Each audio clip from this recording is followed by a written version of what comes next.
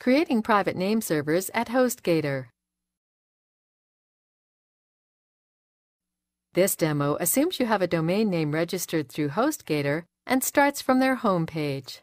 Now let's learn how to create our own custom private name servers. Click the Domains link in the main menu. Then click Manage Domains.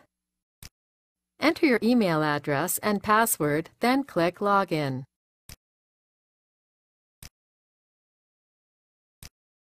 Select the domain for which you want to create name servers. Then click Private Name Servers on the left.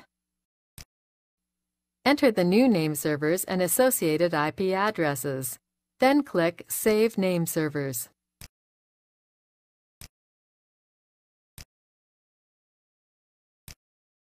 That's it! You've successfully created custom private name servers for your domain name.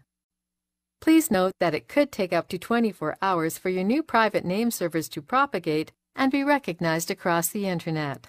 This is the end of the tutorial. You now know how to create private name servers at Hostgator.